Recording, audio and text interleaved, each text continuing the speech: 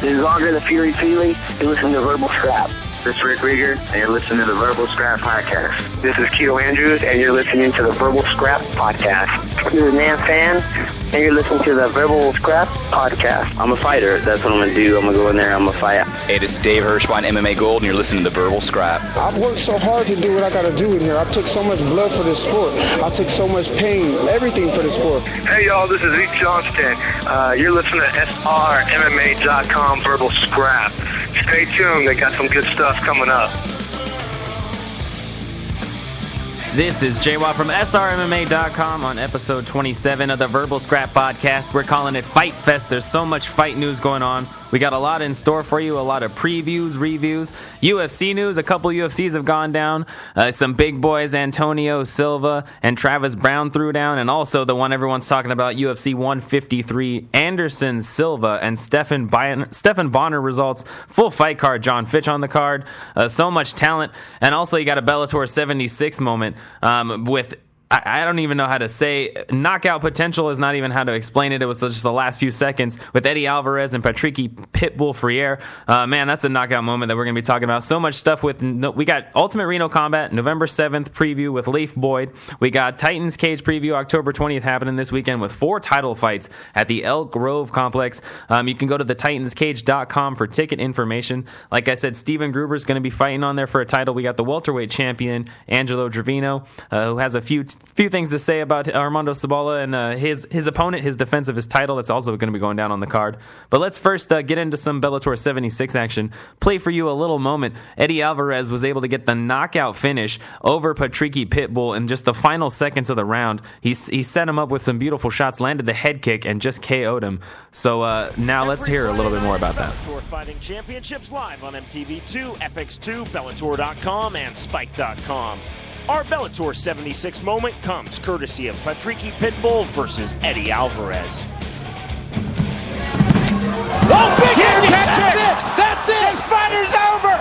A knockout win on the head kick by Eddie Alvarez, just like that! Man, what a shot! I am stunned. A head kick took Patricky right out of this fight. Alvarez embracing his wife, Jamie, now making the run up the stairs here at Caesars in Windsor, Ontario.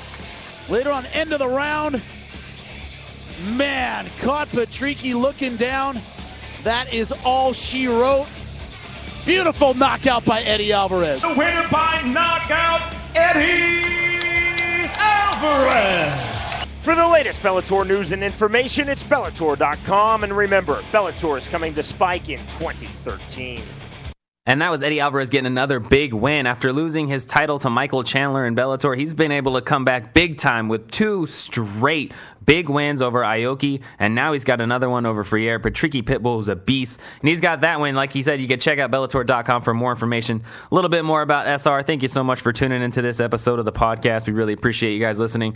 SR MMA, we cover all kinds of fights, pros, amateurs, boxing, kickboxing, MMA. If you got it and you got them fighting somewhere, we'll cover it. And if you check out SRMMA.com, we got all kinds of stuff between UFC 155 coverage. We got all kinds of post-fight coverage from events that we've gone to, like we're going to be talking about tonight. Fight Fest that happened in Vacaville on October 14th, presented by CC Throwdown. We also went to the Art of War MMA Gold event, the MMA Gold event that took place at Chicken Ranch Casino on October 6th. You had a lot of guys with talent on the card. Buddy Wallace was able to get a victory. We were able to talk to him before his fight. A lot of female fights on the card. Dona Castro and Mercedez Campos were able to become title holders for the Art of War, and they both were able to talk to us, and they were excited. They put on some wars in the main event of the amateur card in the evening. So much stuff to get into.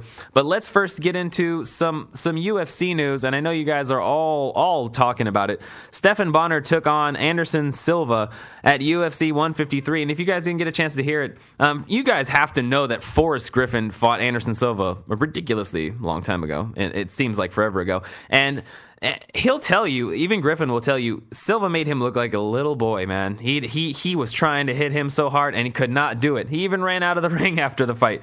And so Stephan Bonner sat down with Forrest Griffin before the fight to kind of ask him what he thought he should do. So let's listen. Oh, Griffs. I got the biggest fight of my life coming up against Anderson Silva. You got any advice? All right, don't stand with the guy. Oh, he is in big trouble. Considering the fight in every round starts standing. Yeah. Don't try and punch him. Trust me. Silva looking to get inside. He says, let's go. So you don't really want to kick him. Whoa! Playing the submission angle, no good. How versatile is that guy? Oh, and don't talk any trash. Anderson Silva, you absolutely suck. That's a knee. Looking to finish the fight. What do I do then? Just be super nice to him? Fight hard, fight clean, fight fair. That didn't work too well for Rich. Good luck, though. I'm sure he'll do fine. What's up, Chael? Any advice you could give me would... It would be really good, but Stephan Bonnar, he's going to get it right now. Of course I'll trade you for some advice on Forrest. Yeah, it's not going to happen because that did not go well for him. It went kind of like Chael Sonnen. If I have to say, it went the same exact way except for the spinning back fist. Stephan Bonnar, it seems like Anderson Silva is morphing into more of a Mortal Kombat character. He seems to possess his opponent's powers by kneeing them directly in the heart and taking their soul. And I think that this is true in most cases. You know, he's not comfortable enough just getting the win. Now he wants to take from them everything that makes them who they are. And he did that with Stephan Bonnar at UFC 153, which took place in Rio de Janeiro, Brazil, in the main event of the evening. It took 4 minutes and 40 seconds for him to knee him to the chest and finish him with punches. Anderson Silva, and that was in the light heavyweight weight class, by the way, and he said it was his last time that he was going to be competing in the light heavyweight division, but it's kind of hard to say. But let's just listen into some of the fight highlights. 53 from Rio de Janeiro, middleweight champ Anderson Silva moving up to light heavyweight to fight Stephan Bonnar, who pressured Silva early in the first round, but Silva gets him with a knee to the head. Then Silva backing up to the cage allows Bonnar to get in a few blows before he exchanges. He unleashed a flurry on Bonnar that finished him off with a knee to the body, and he gets a TKO at 4:40 the opening round. It's Anderson Silva. Yeah, and Anderson Silva, I totally forgot this part. Not only did he get the win, but during the fight, he stood. People said before the fight the only way that Stephan Bonnar would get the win is if Anderson Silva chose to just let Stephan Bonnar hit him. That would be the only way. And you know what he did? He put his back against the cage multiple times, put his hands down. He's like, yeah, go ahead, hit me. Let's swing. Let's see what you can do. And he did it. And he looked amazing. And it was an incredible display. And it's kind of what everyone expected. But now the focus for Anderson Silva is George St. Pierre, who's still set to take on Carlos Condit to kind of unify that welterweight title, because Condit is now the interim champion while GSP was out. So that's set for UFC 154. But Anderson Silva says GSP is what he's focused on next. After this fight, is the GSP fight the one that you want? Yeah, this is my focus. GSP? Yeah. So no more 185 title, maybe? No. You're going to drop it? Maybe. Really? I don't know. Is there a chance you never fight at 185 again? Yeah, I have the three more fights in 185. But I don't know, maybe... I fight George St. Pierre for the different class. I don't know. Okay. First up, though, Stephan Bonnar. Yeah, this is my focus now. Okay. Thank you so much, and good luck, Anderson. Welcome. And that's what he wanted, man. He said that GSP is his focus after the Bonnar fight, and who knows, maybe that fight is what's going to be going down. For all you cats watching, it's a good time to check out MMAGold.com. They're our show sponsor. They're a full fighter service management and apparel company. All their management and apparel services handled by Dave Hirschman of MMA Gold. So, like I said, you got to check them out. Check out their store, and you feel free to buy any of the merchandise. It goes right back into the fighters. So you're just helping business. You're helping fighters live their dream. So also on the card, John Fitch took on Eric Silva. I wanted to talk about what he said post-fight. You know, he felt like he would beat him up the same way that he beats everyone else up, and I have to say, he was able to do it. Let's hear what John Fitch had to say. The way I fight, it doesn't matter what my opponent's going to do or what my opponent's capable of. Looking to finish it with the choke. And it is all over. Fitch looking to finish. Teeing off. Because I'm going to impose my will on my opponent, no matter who he is or what he's going to do. Up against the cage, up in the air, going for a ride. If they give me an easy takedown, I'm going to take it. If they're allowing me to beat them up from within their guard, I'm going to beat them up from within their guard. I'm not going to force force things. I want to be like water, go where it's easy, and beat you up there. Big right hand by Silva. Eric Silva is a very young and hungry fighter. He's got a bright future, but it's not his time yet. And now it's Carnero trying to survive. I'll shut him down like I shut everybody down, and I'll beat him up like I've beat up everybody else. Carnero just let it is all over. Wow. John Fitch wins. John Fitch was able to pull out the unanimous decision victory, beating Eric Silva in the welterweight division. And might I say, he looked extremely dominant the entire time. Also on the card, back in action for the first time, Antonio Nogueira since his injury against Frank Mir, when Frank Mir almost literally took his arm off. But Nogueira was able to get a submission victory by armbar against Dave Herman in front of Brazilian fans, which is something that he's been trying to do for quite some time.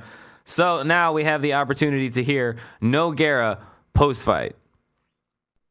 Ladies and gentlemen, referee Mario Yamasaki has called a stop to this contest at 4 minutes, 31 seconds of round number 2. Declaring the winner by tap out due to an armbar, Antonio Henrido Minotauro Nogueira! 11 months ago, his arm was broken. Tonight, he finishes Dave Herman with the submission, and he wins again at home.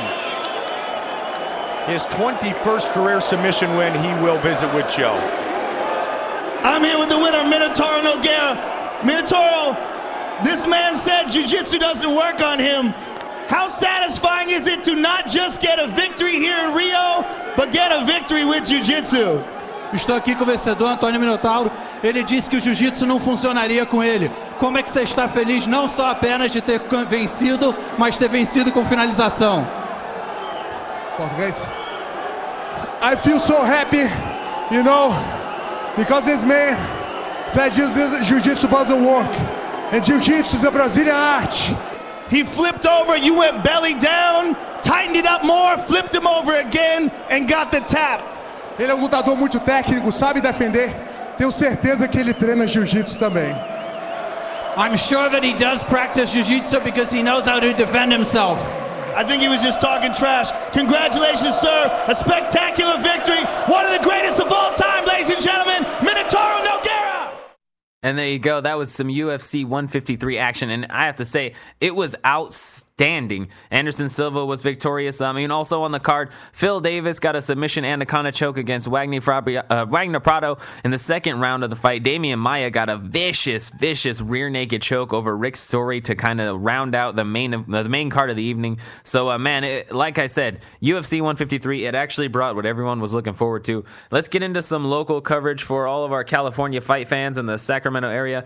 On October 20th, Titans Cage. If you want more ticket information, you can check out thetitanscage.com. Titans Cage is going to be holding a 4-title fight amateur bout card in the Elk Grove, California, which is right next to Sacramento. Let's be honest, it's not that far away. And if you guys want to check it out, you're going to see the Rebel Fighter titleist who's going to be fighting for a flyweight title, Steven Gruber, on the card, who just made a switch to Team MMA Gold. So let's hear what Gruber had to say when we had an opportunity to catch up with him.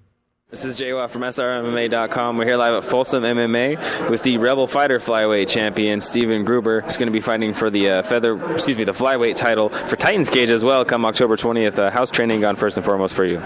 Training's actually gone really good. I switched from Abe's Dragon Academy down to Folsom MMA, so they're working me pretty hard. I'm getting my butt kicked every day. I'm training my butt off, just way more prepared for this fight than I've ever been. So training's actually gone excellent. Well, I wanted to talk to you about your past few fights. You know, you've been on a pretty good streak. Your last 2 fights you won by knockout. What's that feeling like for you as far as a confidence booster going into training and then going into your next fight, knowing you got a bunch of finishes, including a submission in your background? It feels good. You know, it makes me feel like I can finish the fight either way, stand up or on the ground. I still have a lot to learn, but you know, learn as I go. So we'll see how it goes. Well, as far as your opponent, I don't want to butcher his name, but I think it's Dao Tep. He's 3-1. He's got one submission, and his other 3 fights have gone to decision. Have you been aware of that, knowing that you're kind of from a finishing background? You've been able to finish lately, and he's kind of maybe going to out cardio or out and try and maneuver you and win a decision? Yeah, I'm definitely aware of that. He does have good cardio, so I'm preparing against that. My cardio's gotten excellent, so hopefully if I don't win by knockout or submission in the first 2 rounds, then I'll end up winning by decision. So. Well, I had 2 more things for you. You're 5-2, and you haven't lost in almost 2 years now. How is it? 7-3. 7-3. Well, in Camo, excuse me, you're 5-2, and you haven't lost in 2 years as far as they're concerned. What does it mean to you to have such a good streak going into your upcoming bouts, knowing you haven't been defeated in a while? Is it hard for you to not get overconfident? Actually, I really try not to think about it, because the more I think about it, the more it gets into my head. So.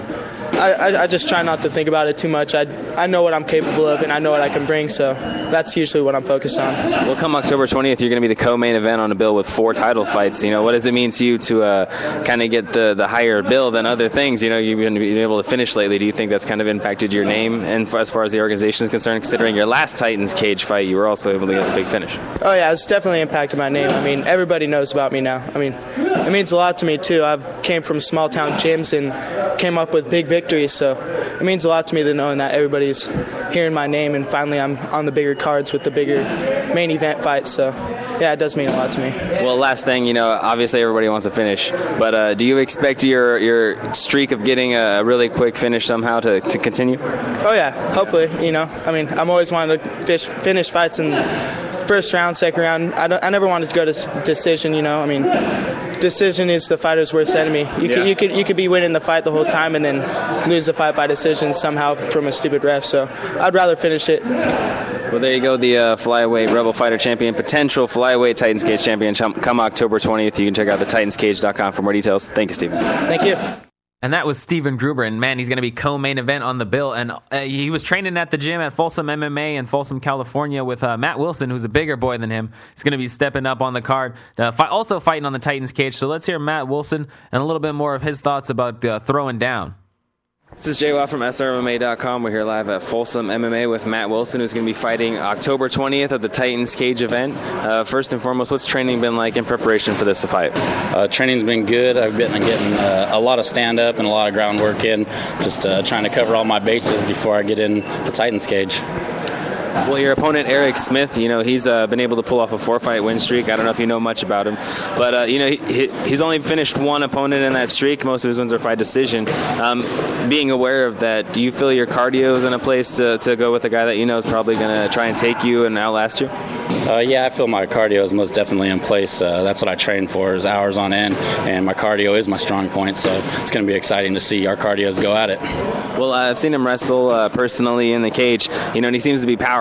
How do you feel your stand-up is? Do you feel you're more of the aggressor? You feel you're a better counter-striker? Where do you like to dictate the pace inside the cage? Well, I'm definitely a striker because none of my should I talk about my last 2 fights? Yeah, okay, so my last 2 fights, I haven't made it out of a minute. First one was 27 seconds TKO. Second one was 49-second TKO. So I definitely set the pace of the fight and finish it early.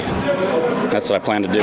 If you see people down the line, the last thing I wanted to ask you, when you have people leaving the fight, what do you want them to think of Matt Wilson? Not just how do you see the fight going down, but what's the way that you want people to see you, perform inside the cage? I just want people to have no doubt in their mind that I left it all in the cage and, didn't give up and didn't stop trying and gave them a show. That's all I'm here to do, is get in the cage and fight people. There you go. You can find post-fight coverage at SRMA.com and check out the TitansCage.com for more ticket information. Thanks for talking to us, Matt. All right, thank you.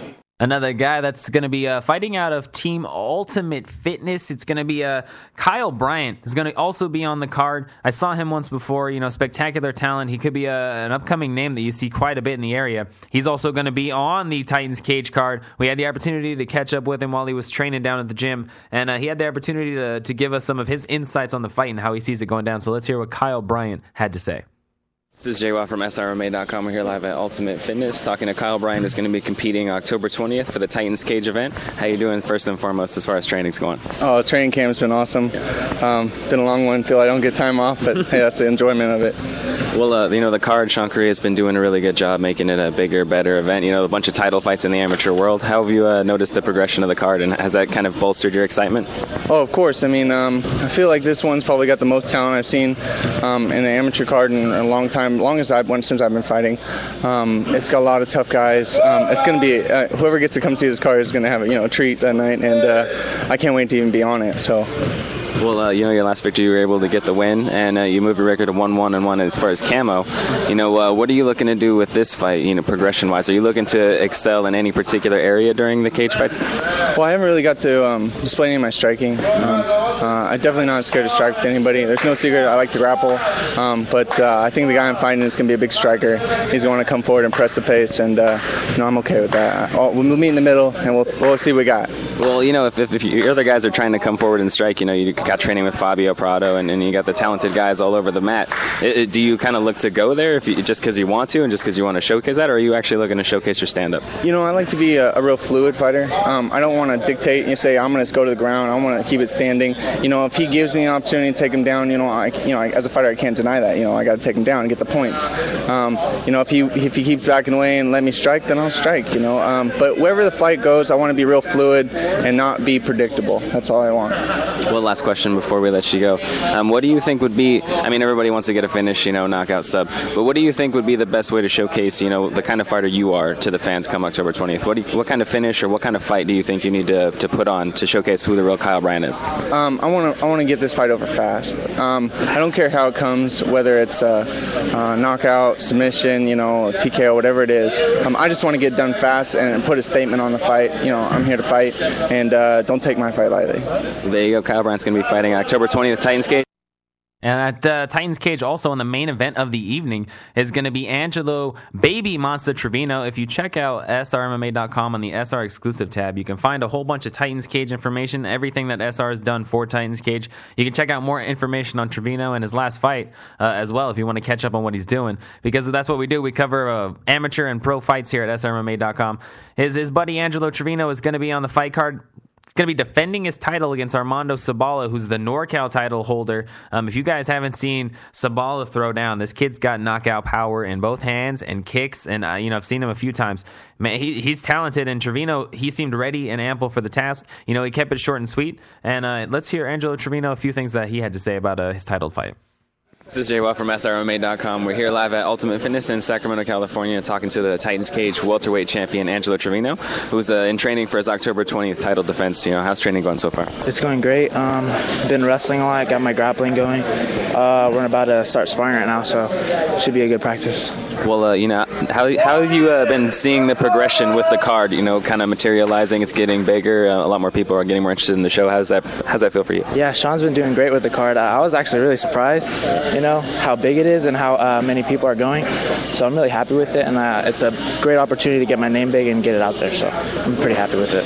Well, is there any areas you've been specifically training as far as for Sabala being his style, a really good, powerful striker and kind of hard to take down? Is there anything you've been working on particularly?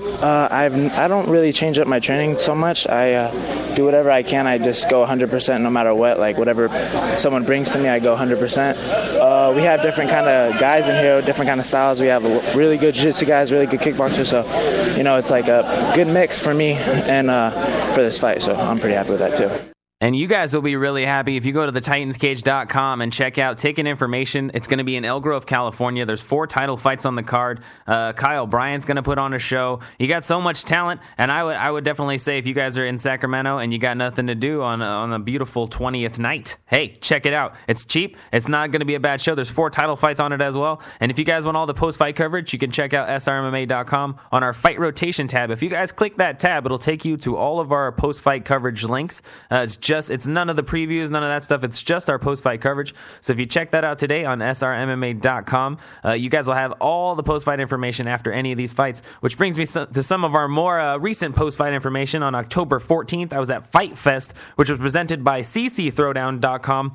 It was out in Vacaville, California, and one of the fights on the evening was Cesar Gonzalez, and he fought he fought Jaime Alvarado, and Alvarado hit him with a left that dropped him straight face first to the mat, and all of a sudden he got up and he turned that fight around, and he was able to pull out a TKO victory. He was pounding away as Alvarado was trying to go for some submissions. He left his face open, and man, did Gonzalez open up. So let's hear what Cesar Gonzalez had to say post-fight. This is JWA from SRMMA.com. We're here live at the event that's got Cesar Gonzalez post-fight victorious. You were able to come back with a big knockout victory. You know, how did it feel to first and foremost get the victory in front of so many people that are here to support you? It feels really good. It feels like no other feeling before. You know, we trained really hard, and you know, this is what it all ended up to. A big win, big victory. Just feels the best feeling in the world. Well, you know, it looked like your opponent, Alvarado, was a heavy puncher. It looked like he caught you, and the ref was really close to stopping it. And then, you know, he let you go, and you were able to reverse the position. How hurt were you in those moments? I'm not even gonna lie. He did rock me. You know, I did went down, blacked out for a quick second, but you know, came back, had the heart of a lion, and just came back and did what I had to do. You know. Well, when you were on top of him in the guard, you know, it looked like he was trying to go for submissions, and you were just unloading on his face like he wasn't protecting it. Is that something you saw and that you were trying to go for, or just how did the finish play out for you? Well, I seen that, you know, his face was always open, so I just kept on pounding till I couldn't pound anymore. And once I seen blood, I just got a little taste of it and just went all out after that. And I knew that once the blood was thrown out there, that it was going to be a quick victory after that. Well, last thing before I let you go, you know, what is this being your debut in MMA and you're in the amateur ranks? What does it mean to you to get the win first in front of so many people to support you, but secondly, as far as progressing your amateur career, if that's something you want to do? It means a lot. You know, we worked really hard for the last 3 months, and you know, it just means the world to me to actually come out here and actually get the victory, because that's what it's all about. It's all about training hard and fighting hard. Well, there you go. You can find post-fight coverage of Fight Fest at srma.com. Thank you for talking to us, Cesar. What's that? Thank you for talking to us. Oh, thank you. Thank you.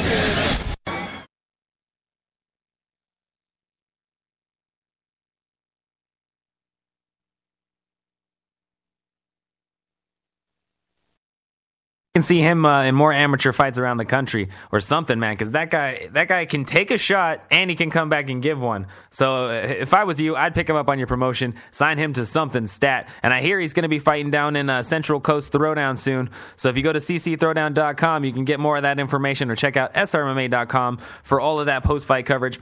All of the local coverage tonight is brought to you by Blondie's Bar and Grill in Vacaville, California. It's soon to be coming. It's coming November. So if you guys check it out, man, you can hit them up on their Facebook.com/Blondies. That's BLONDIES Vacaville. And go to blondiesvacaville.com. You can get all kinds of information about them, and they'll be opening up in November. So check that out. They were out there ripping at the Fight Fest show. And also on the card was a rematch where Jose Marin, man, this guy came out, and he had a lot on his chest. You know, he's got family members that are involved with diseases and cancer, and he was really trying to promote breast cancer awareness, and just for the fans out there, he was wearing pink and just trying to let everybody know that this fight was for everybody that's maybe suffering or been touched by it. And he came out with a vengeance. He looked calm, smooth, and he was able to get a big head kick finish, and he just knocked him out, and we were able to speak to him post-fight, so let's hear what he had to say. This is JWA from SRMMA.com. We're here live at Fight Fest, happening in Vacaville, California, with the victorious Jose Marin. First and foremost, how does it feel to get the victory in the rematch? It feels good. I just wanted to put an end, and to prove Memphis that I'm better. I'm a better fighter. Well, you know, let's talk about the finish itself. Beautiful head kick. You know, is that something that you saw during the fight setting up, or maybe is this something you had planned? I saw him leaning towards the left, and I hesitated a couple times to throw the kick. I saw him he was going to go for a takedown, and that's when I timed it. I'm like, okay, it's here or never. It's here now. Bam, just threw it. Set it up, switch stance, set through it, and landed perfectly. Yeah. And I kind of hesitated to finish the fight because I saw his eyes go back, I just heard my coach say, finish it, jump on him, and that's when I just threw one more punch, and that was it. Well, you spoke post-fight about, being supporting breast cancer awareness. Could you speak more about that?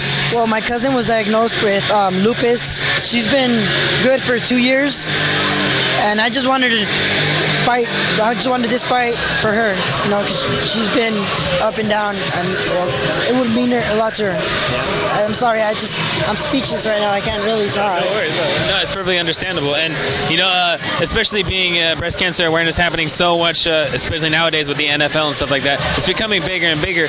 What did it mean to you to kind of get the victory and showcase what you're able to do once again? There's always people disputing, previous bouts, but this time was clean, definitive, and there's no way that anyone can dispute it. Yes. This time, I made sure I ended the fight how I visioned it and put an end. Now I got to get ready for Dustin Moore. There you go. You can find post-fight coverage at srma.com. Thank you for talking to us, Jose. All right, you're welcome. Thank you. And in the main event of the evening, Urijah Morgan made his MMA debut by taking on Jared Allen, who was 2-0 in the camo ranks. I've seen that guy fight before in NorCal Combat, so he definitely knew how to put down. And it was a back-and-forth battle, man. Allen caught Morgan with a shot in the first round that looked like it dropped him, man. And you could hear post-fight Morgan talking about how he was not aware of what was happening for a second, and he was able to come back. He established his dominance in the second round. He came back, got some takedowns. He was able to stay on top in the guard of Allen. Allen wasn't able to do too much as far as offense from the bottom, from his back. And Morgan was very dominant in the last 2 rounds. He was able to win the decision. He probably picked up the last 2 rounds. The first round was not in his favor, but he was so excited. He was so happy, and he was very emotional getting his first victory. Training out of Team Fabio Prado, who also owns his gym in Vacaville, California. He was very excited to get the victory, and we were able to speak to him really quickly. So let's hear what Morgan had to say. This is Jay Watt from SRMA.com. We're here live at Fight Fest happening in Vacaville, California with a victorious main event fighter, Urijah Morgan. How does it feel, first and foremost, get the victory? It's amazing. I've been waiting so long for this. I couldn't hold it back. I just started crying. I was so happy. Well, in the first round, it looked like, he caught you with a nice punch, and you were able to overcome and kind of reverse the position, establish the dominance, and keep a full mount most of the time that you were able to get on top. Is that some of the game plan that you wanted to, or is that something that came during the fight? That was definitely the game plan going in. Not so much getting hit and dropped like that. That was kind of a little scary there, but, I just pushed through it, got my mount, did exactly what my coaches were telling me to do, and came out with a W. Well, it looked like when you were in full mount, he wasn't able to reverse the position well. Is that because of, you think the jiu-jitsu training with Fabio Prado or a good wrestling base? What do you think that's attributed to? It's a combination of the two. I mean, I already have a very well-developed wrestling base, and then the jiu-jitsu just was more on top of that.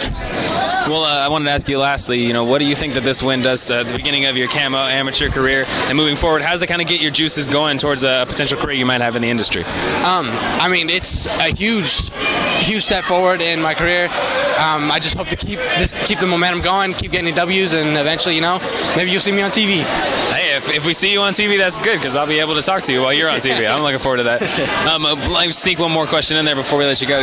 What did it mean to you to kind of get the win in front of so many people that were here to support you? It was amazing. I mean, so many people showed up from my hometown to come see me fight, and it just really meant a lot, especially for my dad to be here. Yep. A family affair here, at the Fight Fest. You can find post-fight coverage at srma.com. Thank you for talking to us. Yeah, thank you.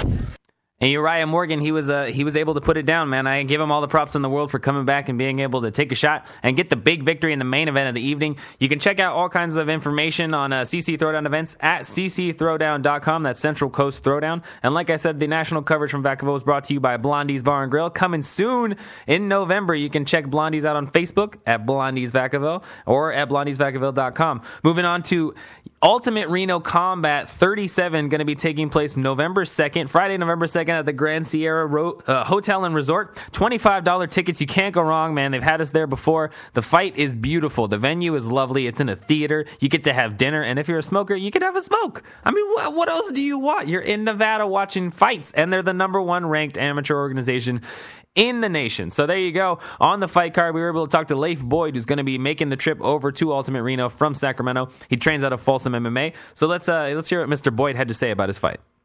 This is Jay Watt from SRMA.com. We're here at Folsom MMA with Leif Boyd, who's going to be fighting November 2nd at Ultimate Reno Combat. How's training, first and foremost, been going for you? It's been going great. I've transitioned into Folsom.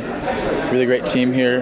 Great Muay Thai, great boxing, great MMA, great Jiu-Jitsu, and great facility also. Well, your last fight, you were able to pull out the split decision victory. What were your thoughts on the fight, how it went down, and kind of what helped you prevail? Oh, that was the last fight that you saw me. Yeah. There was another one since then. Where was it at? That was Ultimate Reno Combat 36. Nice. How'd that go? That was a first round TKO, minute 51 seconds. Actually, I think Dave Hirschman was telling me about that. Now that I think about it, I saw the Facebook. Well, so you're 3-0 now? Is that correct? 2-0. 2-0 still? Yeah. So the first fight was the decision win. Yep. Now you got the knockout. So November 2nd, what's it like? This will be another fight for you in Ultimate Reno, obviously. What's it been like in the Grand Sierra, the whole atmosphere there? It's kind of different than a lot of places you'll see in like an indoor soccer arena or something, but that place is a nice resort. What's that like for you? Oh man, that place is huge. It really gets the butterflies going. Being in a place that's that big, it really boosts your performance. All that. I try not to let it get to me too much, but that kind of builds the anticipation. It actually makes you perform better, having that many people watching you. Well, what about even backstage? It's like you're in the place where you can put on your makeup or something. It's got all the lights, and then what's that atmosphere like for you? Just sitting in a place where it seems like movie stars or dancers would be hanging out. Oh, it lets me know I'm doing the right thing. I'm making my way up in the world. It's a far cry from single room locker rooms like the last event you saw me at, with the dirt floor in the middle of a rodeo. I definitely like the Grand Sierra Resort a lot better. Well, a couple more things before we let you go. What's kind of been your motivation with the sport of MMA? Has it kind of been a natural progression from you from like sports growing up or something, or is it just like been a recent whim of you to try and get into training and get into competition? It has been a natural progression from the athletics that I was put into as a kid. That's the only positive thing that I had going for me when I was younger. And I'll joke about this with my uncle. He's a retired CHP officer of 25 years. I got into a fight at school and he pulled me aside saying, "You're not going to make it as a street fighter. You're going to end up in jail," and all this stuff. So then this is kind of like an outlet for that natural desire to fight, and this is a positive outlet for it. So having people that allow you to positively express yourself and to just be you, it takes the weight off your shoulders. You can just go out there, be me, be free, do what I like to do, and not have to worry about getting in trouble by some sort of authority figure afterwards. Legal. That's perfectly okay. Completely legal. Well, two more things before we let you go. Team MMA Gold's kind of building its product here in Folsom MMA, and if you speak to a lot of the guys, including Jim West, they tell me that a lot of the top talent in the amateur ranks is kind of growing here. And what's it feeling like you kind of being involved in that discussion? I'm right where I'm supposed to be. They've really got a well-rounded group here. I mean, with Alex Grunder wrestling, Jim West doing the Muay Thai, we've got Danny Brito as the mixed martial arts coach.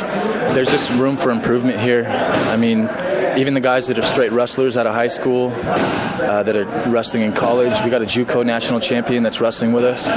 We all bring something different to the table, and Jim made that completely aware to us that what we have here is a group of guys that are good at different things. And if we bring that all together and we're all here all the time and we sharpen each other up, we're going to have a really, really well-rounded team, and that's what it is. We've got our guys that are great at Muay Thai, like Billy and Tanner. We've got Alan and Kenny that are great at wrestling. We've got Connor that's well-rounded. I mean, we've got Matt that's just an absolute freak of nature when it comes to athletics. He's super strong, super fast. We've got Muay Thai champions. What's his name? Joe. I forget his last name, but his first name's Joe. I'm bad with the names, don't worry. Oh, yeah. Yeah, I wouldn't have remembered all the names you just remembered. I try. After getting hit in the head, it's kind of hard to remember at the end of the day, but we've just got a really well-rounded group of individuals, and we've got really great leaders at the top directing us the right way, sending us threatening text messages to get us to come into the gym and that sort of thing.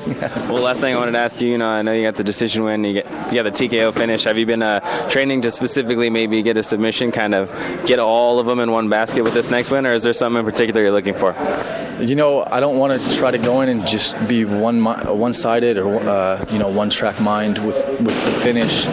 My goal in the last fight was to finish however it came, knockout, TKO, a submission. But I just kind of let the fight go as it goes, and then when I see those openings, I go for them. The first fight, I was kind of one-minded, trying to take the guy's head off, and that closed out a lot of different avenues in my game that I could have done a lot better at. But each fight is an opportunity to progress, so however it comes, if the submission's there, I'll take it. But I'm not trying to force something, I'll just let it happen as it does. Well, you can check out Ultimate Reno Combat for ticket information November 7th, and post-fight coverage at SRMA.com. Thanks for talking to us, Leif. Thank you. And like I said, Ultimate Reno Combat, that's where to pick up your tickets. It's a beautiful venue, beautiful show, and Leif Boyd puts on a show, and you'll be able to see it. If you'd like to maybe get involved with Folsom MMA, you can find them out on Facebook. You can just go /Folsom MMA, and you can hit us up there, facebook.com/SRMMA. If you guys are Twitterholics, you can totally hit us up at SRMMA Tweets. You can find us on the Google version of Facebook at, I don't know, what do they call Google Plus anyway? Is it still just Google Plus? Google Plus. Well, you can find it on Google+. I mean, it shows you how long I'm on it. But there's stuff from us on there. So if you go on /SRMMA.com, you will find it. I want to get into some main news, some big national coverage also on the show, something that went down since the last time we were able to talk. UFC on FX, Travis Browne versus Antonio Silva. Those two guys threw down in a heavyweight showdown. It only lasted 1 round, and that's all you needed for this big affair. And it looked like Travis Browne, he kind of injured his knee a little bit in the fight, but he didn't want to go down, and then Silva was able to capitalize on it. But let's hear a little bit of the post-fight highlights. Travis Browne, he was skyrocketing up the heavyweight ranks. Unfortunately, he got caught on the tracks in front of Antonio Bigfoot Silva. Let me jump in here, because I'll tell you, I never want to kick a guy when he's down, and Travis Browne is definitely down. It looks like he's got a bit of a knee injury, and he's coming off a loss. But guys, whether he had won this fight or lost, I'm going to be critical. He did not go out there and fight like Travis Browne. You see right there, by the way, he just showed right there. It wasn't the knee, it was the hamstring. We think we had a torn hamstring. Which ended up being a hamstring, right. And we saw that. But even prior to that, he's got his hands down, he's jumping around, he's doing stuff that he doesn't do. Look, when you go out there and you don't fight your fight, that's kin to a quarterback that's right-handed start throwing the ball with his left hand. It doesn't work. Definitely. Something buckled out there, but you got to give Antonio Silva credit out there. Travis Browne was looking good throwing his spins, but Antonio Silva kept his composure, went out there, landed a big shot, and whether your knee's hurt or not, that shot's going to put you out. Yeah, we call it inside the NFL, you're kind of reading your own clippings. It seemed a little bit like Travis Browne. He came in there a little too relaxed, and not the Travis Browne that we saw recently. Again, this was Bigfoot Silva's first UFC win. We saw him, obviously, against Cain Velasquez. This is Travis Browne's first loss. And for you guys that didn't have a chance to see the FX version, Jake Ellensberger and Jay Haran, they also threw down, but that went to a decision with Ellensberger being victorious. John Dodson, defeated Juicy Formier to go ahead and take on Demetrius Johnson for the title. He becomes the next competitor for that belt. He finished with a TKO in the second round, and Justin Edwards was able to get the technical submission with the guillotine choke in the first round over Josh Neer to round off the card. For you guys that don't know anything about the light heavyweight matchups as of late, something that's been brought up that has fans really intrigued is Alexander Gustafsson versus Mauricio Shogun Rua as a potential bout, maybe a title elimination bout to see who's going to take on John Jones in the future. UFC President Dana White had a chance to comment on it, and he expressed how excited the fans were about the matchup. Gustafsson and Mauricio Shogun Rua. Is that going to be a title eliminator bout? Let me tell you what, the buzz for that fight in the United States is unbelievable. That thing went on sale. That's a free Fox fight. That thing went on sale and tickets flew. Before I left, the thing was almost sold out. It's probably sold out now. That fight's going to be huge. It's going to be awesome. You don't even want to know how the buzz is in Sweden about that fight. I bet, man. It's awesome. It's going to be a good fight. It's going to be a great show. And it's staying together so far, man. Please let this thing stay together. So we're going to make that a title eliminator bout for Alexander? Should win it? Yeah, it'll put one of those guys in the position. We'll see what happens. Yeah. One of those guys is going to have the opportunity to go for Jones, and like he said, man, everyone is talking about that matchup. Everyone wants that thing to really go down, and everyone's praying. They're praying that the injury bug doesn't hit Shogun or Gustafsson. So let's knock on wood. There we go, everybody. And for you guys that also don't know, I have a little bit. Well, before we get into this, let me just first say, let me talk about our fight show sponsor, MMA Gold. If you check out MMAGold.com, they're a full-service fighter apparel and management company. If you check out MMA Gold's store and buy any of their stuff, all that funding goes right back into the fighters. You're funding their dreams, you're funding their stuff. So check out MMAGold.com for more of that stuff. If you want to know about the November 3rd Strikeforce card, there is a really good chance that Strikeforce may not exist anymore. And I'll get into it a little bit later when I'm going to get into UFC fighter Michael McDonald, who I also had the opportunity of interviewing, and I've kind of been sharing that as my little secret throughout the show. But later on in the show, we're also going to hear that. Daniel Cormier was set to take on Frank Mir in Sacramento on the 29th of September, and then he didn't. He was out. because Frank Mir got injured. First they pulled that fight from the card.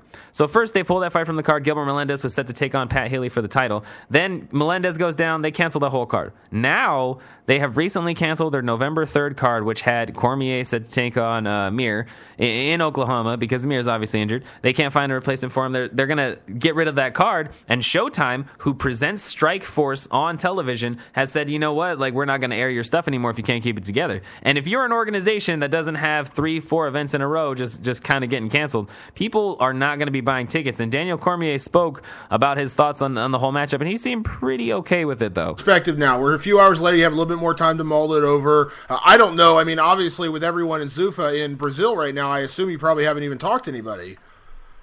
Well, I was actually able to talk to Scott, you know, somebody from the organization, and they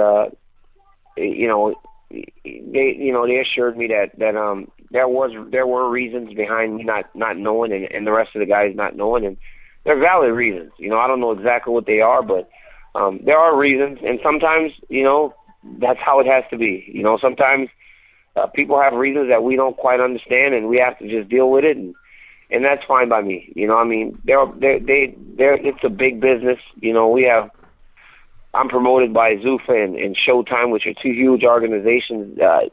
Together, they made a decision that this fight card wasn't going forward, and I have to deal with it. You know, but there were reasons why we weren't informed, and like the reason, don't like the reason, it does not matter. You can't change it. And there you go. Daniel Cormier is not going to be fighting on November 3rd, and he's not going to be taking on anybody. And may I just say, he should be in the UFC already. Why are they playing games? Everyone knows that the UFC is eventually just going to step in, suck up all the good fighters from Strikeforce, and that's going to be that. And I don't know why they just don't go ahead and do it already, because it seems like it's kind of dragging a lot of guys down. So also, if you guys didn't check out, October 6th, Battle of the Badges took place in downtown Sacramento. Some of the results, if you check out srmma.com now, you'll see that Brent Bergeron was able to pull out the victory against Neil Trematek for the UCA NorCal title. He's going to be the NorCal representative against the SoCal fighter in the state title championship bout. And if you also check out, Zeke Johnston was able to step in as a late-minute replacement, and he was able to get the third-round TKO, so big props to Zeke Johnston with his big win. And in the main event of the evening, Matt Werdinger was able to defeat Ricky Seward in the title elimination bout, with the winner going on to take on James Davis. For more information, you can check out the UnitedCombatAssociation.com or BattleOfTheBadgesSac.com for all of their rankings and up-to-date information. Now, I want to get into something else that also happened October 6th that SRMMA was covering. The Art of War happened at Chicken Ranch Casino, and it was a big affair with a pro card and an amateur card. But first and foremost, I want to talk about the ladies who stole the show. In the first title bout of the night, Mercedez Campos was able to pull out a big victory, and it was quick. It didn't take very long for her to do it, and she talked post-fight about what it felt like to have the title. So let's hear what she had to say. This is Jay Watt from SRMMA.com. We're here live at the Art of War MMA Gold event with a victorious new strawweight title champion, Mercedez Campos. How does it feel to be announced that way, first and foremost? I feel great. I'm excited. A little shaky because I'm cold, but I feel awesome right now. Well, you know, I talked to a couple people about you before this fight, and they said you seem like the nicest girl in the world. Like, you would never know you were a fighter, and you really wouldn't. You know, what inside the cage, what do you use as motivation to turn it on? Motivation, I think of my brothers, my last down brothers, or my actual blood brothers, how they made me tough. You know, you don't have to be a rude, mean person to be a fighter. It's all about respect, and as long as you go in there with respect, then I think you'll win. So, well, about the fight itself, you know, what did you think about your opponent in the first few minutes? You guys looked like you were willing to throw with each other, and she seemed like a game opponent. What are your thoughts on the fight, how it went, and how it got ended? Well, I originally wanted to fight her because I know she was tough. I know the camp that she comes from, and her coach, she's real tough. She's actually the very first female fighter I've ever seen live, and after I saw her, I knew I wanted to fight. So I knew I wanted to fight, you know, her in that ring, because I knew she was going to give me a fight. So, well, I wanted to ask you, you know, about the title now. It's been wrapped around your waist, so you got the congratulations from everybody that you know. You know, what's that feeling like? It feels great, and all hard work pays off, you know. So. Well, last thing I wanted to ask you before I let you go, you know, what do you want to do moving forward in your amateur career? Is this like something you've been testing the waters in, or is this something you're pushing hard to go for now that you have the title? have? Well, I just love to fight, and I take it day by day. If I get fights, I get fights. If I don't, then I'm still going to keep training no matter what, because I love my camp and my coach and my teammates. So no matter what happens, even if I don't follow the career, I'll still always be at that gym and train. Well, post-fight coverage of the new strawweight title holder Mercedez Campos at SRMA.com. Thank you for talking to us. Thank you. Also on the card, the Dogs of War 145-pound female champion Arlene Culberth took on Dona Castro for the Art of War featherweight female title, and that was a battle. I have to say that Culberth came in, she was throwing the power shots. If you check out SRMMA.com, you can see writer-reporter Angelo Villa's article, who's also going to be, who had the pleasure of interviewing Castro for this upcoming interview, and she came out, Culberth came out with power. She was swinging heavy and trying to finish the fight early, but Castro, she kept her movement up. She used her jab. She used short shots, straight punches, and kicks, and she was able to pull out the victory. It was a back and forth battle, and like I said, Villa was able to talk to her post-fight. So let's hear what she said now that she's the featherweight title holder. It soon. Like I said, so let's get into some, like I will say, Art of War. So Art of War, like I said, the Castro fight was taking on Culberth. Dona Castro took on Arlene Culberth, and now she's the featherweight title holder. So I'm pretty sure now we're going to have the opportunity to hear what Miss Castro had to say post-fight right after this. This is Angelo Villa, SRMA.com, here with victorious Dona Castro, the new featherweight champion, here at Art of War's MMA Gold at the Chicken Ranch Casino. Congratulations, Dona. Talk to us about the fight. I'm speechless right now, but I'm very happy. You know, it was a war. You know, she's a tough girl. You know, and I don't know what to say. I'm just like very happy right now. I'm sorry. You overcame in the first round. Looks like she was gaining an advantage, but the second and third rounds, you really took control of the fight with some great leg kicks, great striking. Is that something you prepared for? Is it? Well, at first I was just trying to read her, see what she was coming at me. You know, because I was like, whoa, she's a beast, man. You know, so like I was trying to read her. So then I said, all right, it's on. Let's do this. So that I just came back. So you were pretty much fighting on instinct at that point. Yeah, I got unleashed. Well, you did really great. Your opponent was very tough, threw a lot of power shots. You powered through. Oh my God, you see my pretty face? Look at this shit. I mean, damn, I'm sorry, because, you know. It's okay. Yeah, you know, look at it, man. Like, she got me with some power hits, man. Like, they're crazy. I was like, oh, man, she's going to try and knock me out. So what are your plans for the future now that you're the new featherweight champion? Keep fighting, man. And, you know, I could have never done it without my coach, you know, Coach Phil, you know, Thrive, and everybody, you know, everybody's helped me. You know, my teammates are here, my family's here, you know, so, man, I'm prepared. I was ready. Well, congratulations, Dona. Thank you for the interview. You can catch all the post-fight coverage at srmma.com. And like you said, if you're on the station right now, then go to srmma.com. You can see more photos. If you go to our Facebook.com/SRMMA, you can find all of our post-fight photos, post-fight coverage. Like I said, if you're liking what you hear, you can check us out on iTunes. Download us with all of your favorite PTI podcasts, any weirdo podcast that you can possibly imagine. You should totally throw Verbal Scrap in that mix. You can find us on iTunes. You can subscribe to the Verbal Scrap feed, or you can find us on your iPhone. You just go to the bottom of any one of our articles with links to all of the information stated above. And later on, we're going to have UFC fighter, UFC bantamweight Michael McDonald interview. But first, I want to get to Johnny Marez, who was also on the card, trains with Team Huckabah, all those big boys over there. And he, before we talk about the fight, let's hear what he had to say before the bout. 100%. And no one goes in the fight 100%. No, I feel but as healthy as I can be, I'm there. No problems. No problem with weight cut. Nothing like that. Perfect. Everything was smooth. There you are. This is Jay Watt from SRMMA.com. We're here live at the Art of War MMA Gold event talking to Johnny Marez, who's going to be on the pro version, the pro card of the evening, right after the amateur title fights. How does it feel to be involved with Art of Gold? They haven't had their last card was in January, so it's the first time in a while they've had a card. How's it feel to get involved with them? Yeah, it feels great. It feels good to be back. I took some time off, personal life, you know, back at it, back healthy, and ready to get back in it full force, man. So basically, it's like my comeback fight / first fight again, you know. I'm 1-1, so first fight back after like a 3.5 year layoff, so feel good. Well, you're fighting JP Abbott. Do you know anything about him? No, I seen him fight the Art of War's last show. Other than that, no. I know he trains, you know, with Urijah's camp. You know, pretty good camp. No one can talk bad about the camp, you know. So it's going to be an exciting fight, man. I'm excited. Well, as far as your training is concerned, you know, where do you feel you most excel? Do you feel like you're better being the aggressor? You better being the counter fighter? I mean, where do you see the fights going your way most in the cage? I like to do what I do. You know, I like to press. I like to put pressure how I know how to give it. You know what I mean? I don't want to wait for somebody else or rely on what they're going to do. You know, if I know a guy's a ground fighter, I'm just not going to rely on him shooting on me or me altering my game to win, you know, because I'm afraid of a takedown or I'm afraid of his striking. I'm not going to do that. If I can apply my game plan, how I train, how I fight to the fight, if I go in there and do what I'm supposed to do, I know he can't handle what I do. If he can handle what I do, then hey, hats off to him. Yeah. But I'm not going to conform my game to nobody else. I'm not going to, I'm not really a defensive fighter, man. I'm an offensive fighter. So. Are you full-time training with Huckaba's gym? Not a full-time trainer. I work. I work 40 plus hours at sometimes, but as much as I can, man, I'm in there. So I've been with Dave Huckaba since beginning of 2008. That's a while. Yeah, I've me and him, when he bought his first gym, we stepped foot on the mat the same day. Nice. He's like, hey, I'm opening up this gym. Come check it out. So he stepped foot on the mat. I stepped foot on the mat right after. So Dave's been a big help, man, helping me get fights and stuff like that. A lot of facilities didn't want to fight with, didn't want to promote me as a fighter. So I really wanted to fight. So Dave basically took me under his wing and and says, hey, let's do this. You want to do it? Let's do it. So.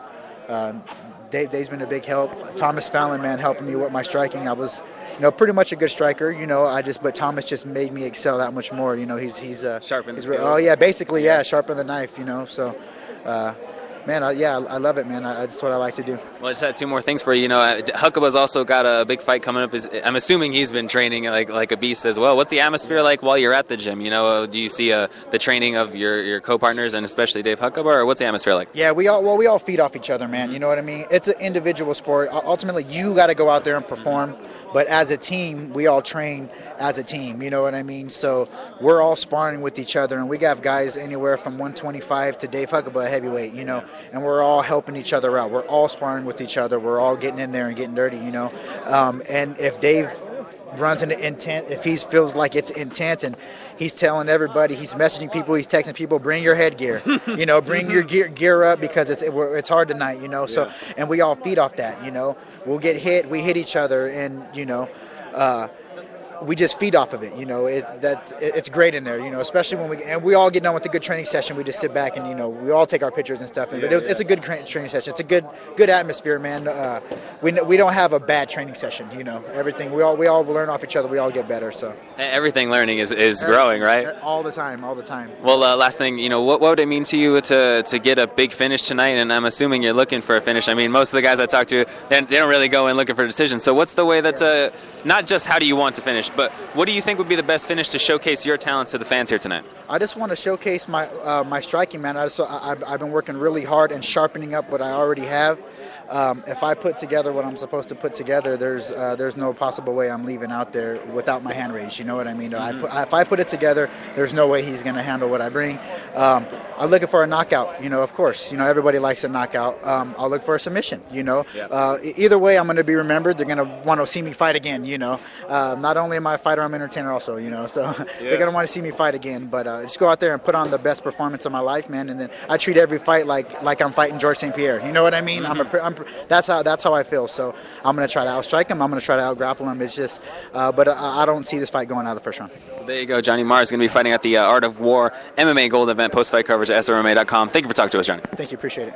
And that fight went all 3 rounds with Johnny Marez winning a unanimous decision. He felt pretty good after the fight. He was able to land quite a few on Abbott's chin. Abbott's got some hands on him himself, and they were able to throw back with each other. Marez was able to get the Superman punch off a few times, and it was a pretty good showing. I think he performed on his promises to put on a good show and make sure the fans knew who he was. So Johnny Marez, big ups to you. He was victorious. Also on the pro card, Buddy Wallace, MMA Gold fighter Buddy Wallace.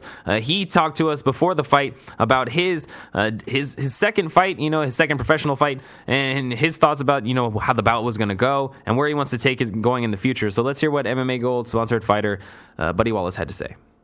This is Jay from SRMMA.com. We're here live at the Art of War MMA Gold event talking to Buddy Wallace. It's going to be on the pro version of the card. How does it feel, not only to be back in the cage, but, kind of get through another process of training, and now it's fight night? What's that feeling like? It feels pretty good. I took the fight on a little short notice. I only had a couple weeks to get ready, but I've been in the gym. I haven't stopped training at all. I stay in there to help out my teammates and stay ready at all times. Well, as far as tonight, you're fighting Aaron Medina. Have you seen any of his tape, or have you heard anything about him? No, I haven't heard anything about him. I think it's his first pro fight, so I'm just going to go out there, work my game, and see how it goes. Well, speaking of your game, where do you feel you shine? Do you feel like you're better in the cage when you're the aggressor? Do you feel you're better when you're the counter fighter? I mean, where do you see yourself being more successful inside the cage?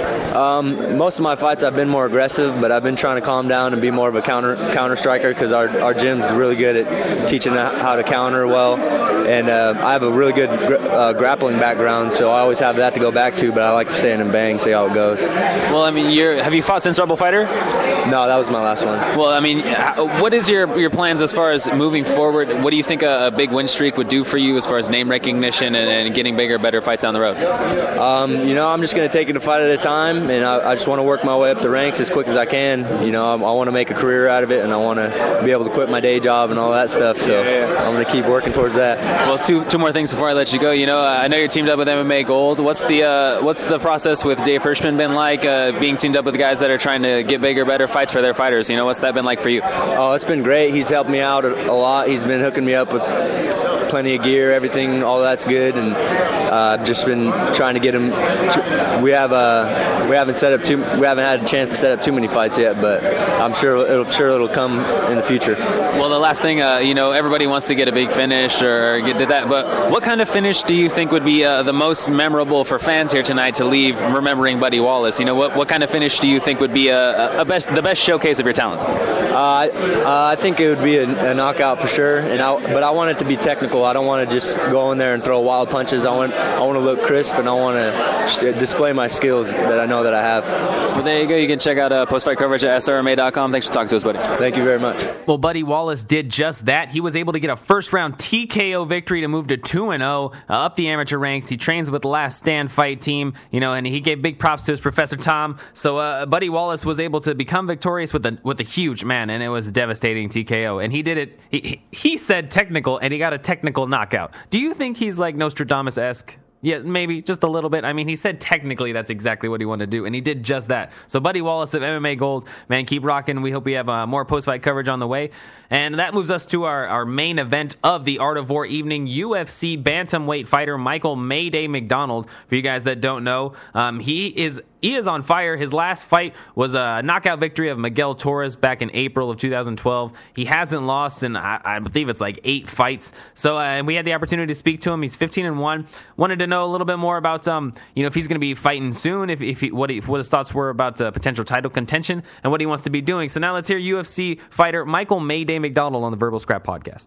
This is Jay from SRMA.com. We're here live at the Art of War MMA Gold event talking to a UFC fighter in-house, Michael McDonald. I want to ask you first and foremost about the event. What did you think of the card? I thought it was great. It was a huge showing, which is awesome because it grows our school. It grows my skill because I train with all the guys who fight here today. They train with me. We all train together. The more experience they get, the better they get, the better I get, the better everybody gets. I was able to see your brother's last fight at Tai Chi Palace, and he's got hands like crazy, and it doesn't look like anyone, including Art, was willing to stand and bang with them as often as possible. And I hear a lot of guys talk about the McDonald brothers. You guys got hands. Is that something that you guys pride yourself in? I don't think it's so much about the hands, just on our striking in general. Yeah. I also have an older brother named Justin Smitley, and he's been fighting longer than I've been alive. He's the person who got us all into it, and kind of took after his direction, and the striking being our first and foremost, art. I pride myself on it for sure. Well, as far as the UFC is concerned, there was rumors before that you might get a bantamweight title shot when Dominic Cruz fell off, and that kind of worked out with Urijah Faber and the current interim champion. Were you ever thinking that was a possibility when they were potentially offering different bantamweights to fight? I always know the possibilities are there. I don't dwell on anything. Even so, all the media is talking about it, but I'm not dwelling on it. I don't know what's going to happen. I'm just here doing what I've always done. It's just I look into myself. I glance at the competition and look inwards to myself. And I know I might fight Urijah. I might fight Hannon. I might fight Dominic when he comes back. I don't even know if this will happen. I could break my leg tomorrow. You know, no. I have no idea when it's going to happen. I just glance at the competition and then say, how can I make myself a better martial artist? So. Well, the last time I saw you was the big knockout victory over Miguel Torres. And what were your thoughts when you were able to pull off, such a big knockout? Did you feel like that was going to be what you were able to pull out coming into the fight, and that the world was going to be kind of shocked considering Torres has a wealth of experience being a former champion himself, or is that something that you just came in the moment and you were just happy that it happened? No, I'm very calculated in who I fight and when I fight. I felt like I could jump in with these guys when I was 18 years old, but I wanted to wait until I was 21. I'm very particular about when I fight and who I fight. I don't want to be able to just go in and be as good as they are, because I feel like I could have done that a long time ago. I want to make a statement. I want to be able to finish people in the first round, and I felt like I held myself out until I'm ready at that point, and I knew in my heart that I could do that to anyone, and now that I'm at that level. But as soon as they said, you want to fight Miguel, I said, I'm ready. Now is the time to do it. Now it's time to make the run. Well, the last thing I wanted to ask you before I let you go, as far as the UFC is concerned, we haven't seen you in the UFC since then. What are your plans for the division? What are you hoping that comes next through Dana White or UFC or Zuffa? Like I said, I really don't stare at my competition or the politics or anything like that too much, or where they're going to take it, because I really have no control over it. It's their business, it's their organization, it's their show. I'm an employee, so I glance at it, and for me, I just look inwards, and I want to make a living for myself, for my future family. I want to have a good, comfortable life. Not having to work myself into the ground to make them happy. That's what I want. Legal UFC fighter Michael McDonald here at the Art of War event, talking to SRMA.com. Thank you, Michael. No problem at all. And I have to say, it was a pleasure to meet him. He's an outstanding guy, and I hope to see him soon, man. That guy's got knockout potential every time he goes inside the cage, and he hasn't been inside the cage for a while. So let's hope the UFC has something in store for the bantamweight division and Michael McDonald. The last thing of national news I kind of wanted to play for you before we ended the evening was a little bit of a promo of UFC 155. Junior Dos Santos, the UFC heavyweight champion, set to take on Cain Velasquez for the second time. I saw their first fight down in Anaheim, California on the original UFC on Fox, the very first Fox card. And it was a quick one, with Dos Santos winning by a first-round knockout. Let's hear a little bit of the promo and what to expect the second time around. I mean, eventually, if we're going to hear the promo, obviously. In all of MMA.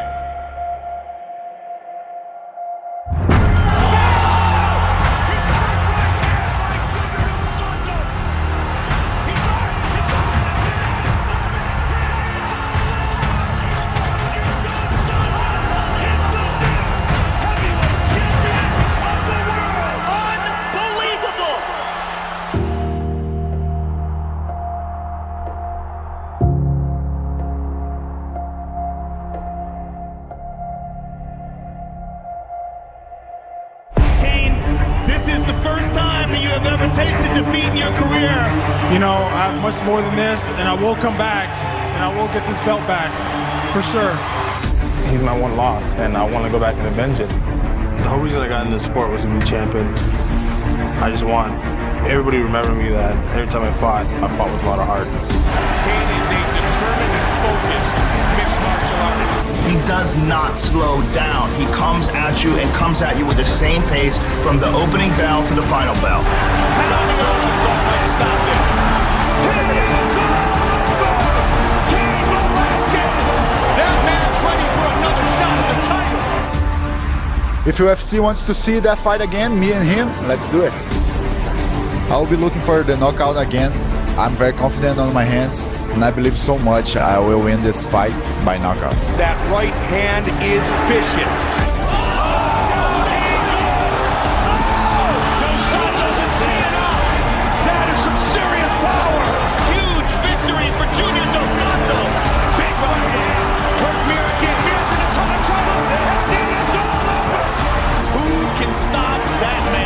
My My goal in the sport is to be champion again.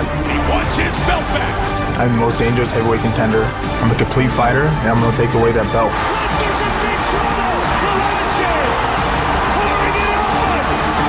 If he thinks he's better than me, when I fight him again, he's going to change his mind. I want that belt. It means everything. Heavyweight title is on the line. Oh my goodness.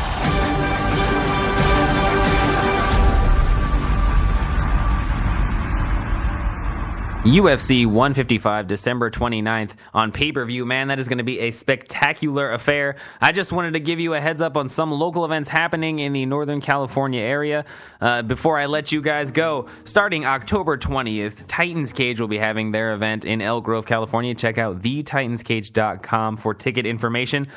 Oh, coming to November 2nd, you'll see guys like Leif Boyd fighting at Ultimate Reno Combat. You can check out ultimaterenocombat.com for ticket information to that. December 1st, check out CC Throwdown for their upcoming event. It's going to be down in Salinas, California, Central Coast Throwdown for more information. November 17th, you can see NorCal Combat happening in Gridley, California. Check out norcalcombat.com. You can also see former champion James Page in a boxing match by OPB Presents happening in Sacramento, California. And you can check out December 15th in San Jose. If you guys don't know, it is going to be one of the biggest amateur affairs of the year. San Jose, California, World Combat Series 8. There's going to be 10, count them, 10 title fights, including the main event of the evening, number 1 in Colorado, Kevin Hernandez, who's 7-0, taking on number 1 in California, Joe 9 Lives, Neil, who's also 7-0. We'll be there reporting live. For ticket information, you can check out worldcombatseries.com. And that'll do it for our preview of Northern California events that you can be checking out. You can also check them out anytime at srmma.com. Check us out for post-fight coverage. And if you guys want to be all over the social media world with us, check us out, facebook.com/srmma and at srmma tweets. And I wanted to, one more time, give a big shout-out to a couple guys that make some things happen for us. Thanks to Roy of Art of War for having us out to the event. Really appreciate it. Michael McNeil, thanks for having us out to your event as well. Big thanks to UCA Ultimate Combat Association and Battle of the Badges for having SR out to their event. I want to thank everyone here, including the writers, photographers, producer, for making everything happen, and the fans, all the fans that like and share our work. And thank you for going out there and letting people know where you like to get your coverage from. And thanks to all the fighters that talk to us. I really appreciate your time and everyone on board. And I want to thank mostly for our main and final thank you of the night, MMA Gold, our show sponsor. For you guys that don't know, check out MMAGold.com. They're a full-service fighter sponsorship and apparel company. They take care of everything so the fighter doesn't have to. So check them out. Dave Hirschman, he's our man. You guys have been listening to the 27th episode of the Verbal Scrap Podcast, Fight Fest. Thank you guys so much, and I appreciate all of your time.